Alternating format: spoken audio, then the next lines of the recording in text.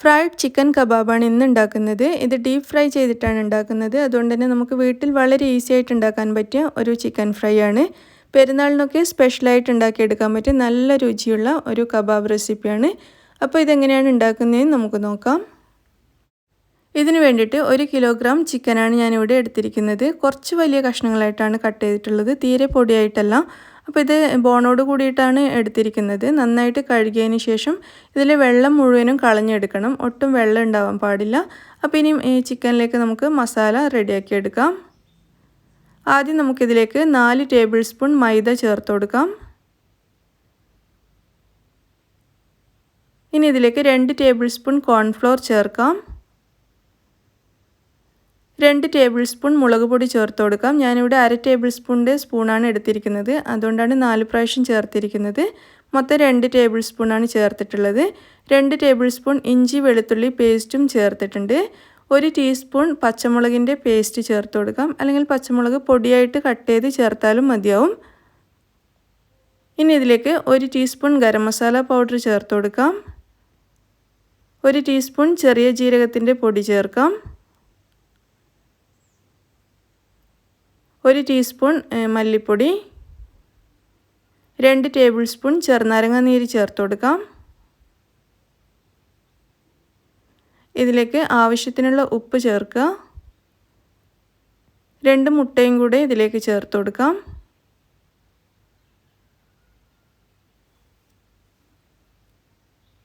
ഇനി ഇതെല്ലാം കൂടെ നന്നായിട്ട് മിക്സ് ചെയ്തെടുക്കാം. ഈ മസാലക്കൂട്ടുകളൊക്കെ നന്നായിട്ട് ചിക്കനിലേക്ക് പിടിപ്പിച്ചു കൊടുക്കാം. ആദ്യം മുകളിൽ നിന്നും മസാല മാത്രമായിട്ട് ഇതുപോലെ ഒന്ന് മിക്സ് ചെയ്യുക. അതിനുശേഷം ചിക്കനിലേക്ക് നന്നായിട്ട് മിക്സ് ചെയ്തെടുത്താൽ മതി. അതല്ലെങ്കിൽ ചിക്കൻ ഇട്ട പാത്രത്തിലല്ലാതെ വേറൊരു ബൗൾ ഉപയോഗിച്ചിട്ട് നിങ്ങൾക്ക് മസാല മിക്സ് ചെയ്തിട്ട് ചിക്കനിലേക്ക് ചേർക്കുകയും ചെയ്യാം. ഇതിപ്പോൾ എളുപ്പത്തിന് വേണ്ടിയിട്ട് ഞാൻ ഇതുപോലെ ചെയ്തു എന്ന് മാത്രമേ ഉള്ളൂ. അപ്പോൾ നന്നായിട്ട് ചിക്കനിലേക്ക് മസാല പിടിപ്പിച്ചു കൊടുക്കുക. ചിക്കനിലിപ്പോൾ നന്നായിട്ട് മസാല പുരട്ടി എടുത്തിട്ടുണ്ട്. ഇനി ഇത് നമുക്കിവിടെ അടച്ച് വെക്കാം. എന്നിട്ടിത് നമുക്ക് ഫ്രിഡ്ജിലേക്ക് മാറ്റാം. ഫ്രിഡ്ജിൽ ഒരു 4 മണിക്കൂർ വരെയൊക്കെ ഇതിങ്ങനെ വെച്ചിരിക്കുന്നത് നല്ലതാണ്. അപ്പോൾ സമയമില്ലെങ്കിൽ ഒരു 2 മണിക്കൂർ, കുറഞ്ഞതൊരു അരമണിക്കൂറെങ്കിലും തീർച്ചയായിട്ടും വെച്ചിരിക്കണം. ഞാനിപ്പോൾ എന്തായാലും 4 മണിക്കൂർ വെക്കുന്നുണ്ട്. 4 മണിക്കൂറൊക്കെ വെക്കുമ്പോഴേക്കും ഈ ചിക്കനിൽ മസാലയൊക്കെ നന്നായിട്ട് പിടിച്ച് നല്ല രുചിയായിട്ട് മാറും.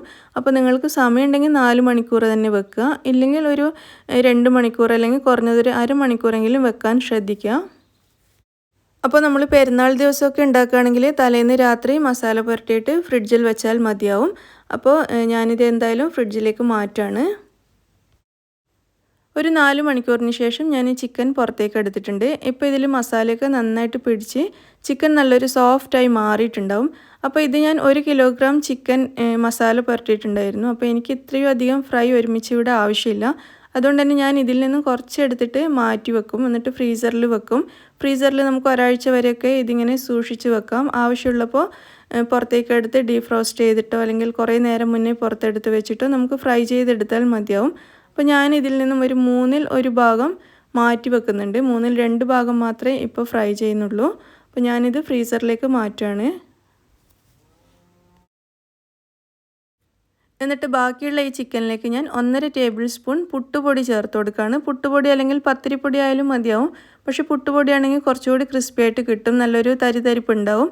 അപ്പോൾ 1.5 ടേബിൾ സ്പൂൺ പുട്ടുപൊടിയാണ് ചേർത്തിരിക്കുന്നത്. നമ്മൾ നേരത്തെ എടുത്ത 1 കിലോഗ്രാം ചിക്കൻ മുഴുവൻ ഉണ്ടെങ്കിൽ 2 ടേബിൾ സ്പൂൺ പൊടി വേണ്ടി വരും. ഇതിപ്പോൾ 1.5 ടേബിൾ സ്പൂൺ പുട്ടുപൊടി ചേർത്തിട്ട് നന്നായിട്ടൊന്ന് മിക്സ് ചെയ്തെടുക്കുക. അപ്പോൾ നമ്മൾ ഈ പുട്ടുപൊടി നേരത്തെ ചേർക്കരുത്, ഫ്രൈ ചെയ്യുന്നതിൻ്റെ തൊട്ട് മുന്നേ മാത്രമേ ചേർക്കാവൂ. അപ്പോൾ ചിക്കൻ ഫ്രൈ ചെയ്യാൻ വേണ്ടിയിട്ട് ഞാനിവിടെ എണ്ണ ചൂടാക്കാൻ വെച്ചിട്ടുണ്ടായിരുന്നു. നമ്മളിത് ഡീപ്പ് ഫ്രൈ ആണ് ചെയ്യുന്നത്. അപ്പോൾ ഈ എണ്ണ നന്നായിട്ട് ചൂടായി വന്നിട്ടുണ്ട്. നമ്മൾ റെഡിയാക്കി വെച്ച ചിക്കൻ ഇതിലേക്ക് ഇട്ടിട്ട് ഫ്രൈ ചെയ്തെടുക്കാം. അപ്പോൾ ഞാൻ ചെറിയ ചീനച്ചട്ടി വെച്ചതുകൊണ്ട് ഒരു 4-5 പ്രാവശ്യമെങ്കിലും ഈ ചിക്കൻ ഇതിലേക്കിട്ട് ഫ്രൈ ചെയ്യേണ്ടി വരും. കുറച്ച് മാത്രമേ ഇട്ട് കൊടുക്കാൻ കഴിയുള്ളൂ. ചിക്കൻ എണ്ണയിൽ മുങ്ങിക്കിടക്കുന്ന രീതിയിലൊന്ന് വെച്ച് കൊടുക്കുക. എന്നിട്ട് ഇത് നമുക്കൊരു മീഡിയം ഫ്ലെയിമിലിട്ടിട്ട് ഫ്രൈ ചെയ്തെടുക്കാം. ലോ ഫ്ലെയിമിൽ ഇടണ്ട, ചിലപ്പോൾ എണ്ണ കുടിക്കാൻ ചാൻസ് ഉണ്ട്. അപ്പോൾ ഒരു മീഡിയം ഫ്ലെയിമിലിട്ടിട്ട് ഫ്രൈ ചെയ്യുന്നതായിരിക്കും നല്ലത്. നമ്മുടെ ഈ ചിക്കൻ നല്ല ക്രിസ്പി ആയിട്ടാണ് ഇരിക്കുക. നമ്മളിതിൽ അരിപ്പൊടിയും കോൺഫ്ലോറും ഒക്കെ ചേർത്തതുകൊണ്ട് ഇതിൻ്റെ പുറം ഭാഗം നല്ല കറുമുറാന്നിരിക്കുന്ന തൊലിയോട് കൂടിയിട്ടാണ് ഉണ്ടാവുക. അപ്പോൾ നല്ല രുചിയുള്ളൊരു ചിക്കൻ കബാബാണ്. അപ്പോൾ നമുക്കിതൊന്ന് തിരിച്ചിട്ട് കൊടുക്കാം. ഇതിൻ്റെ ഒരു ഭാഗം ഫ്രൈ ആയിട്ടുണ്ട്.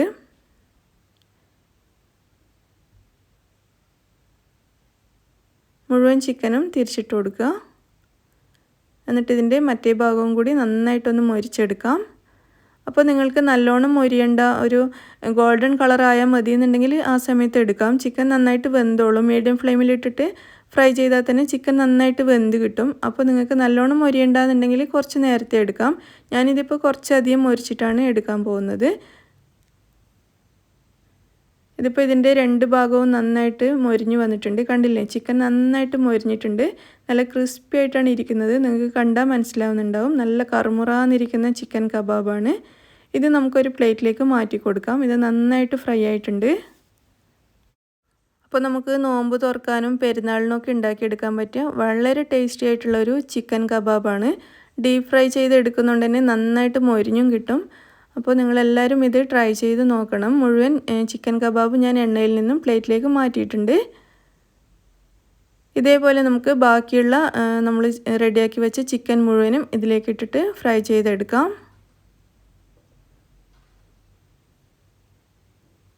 അങ്ങനെ ചിക്കൻ മുഴുവനും ഫ്രൈ ചെയ്തെടുത്തിട്ടുണ്ട്.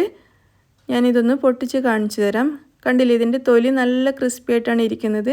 ഉള്ളിൽ ചിക്കൻ ആണെങ്കിൽ നമ്മൾ കുറേ സമയം മസാല പുരട്ടി വെച്ചതുകൊണ്ട് നല്ലോണം മസാലയൊക്കെ പിടിച്ച് നല്ല ജ്യൂസി ആയിട്ടിരിക്കുന്ന ചിക്കനുമാണ്.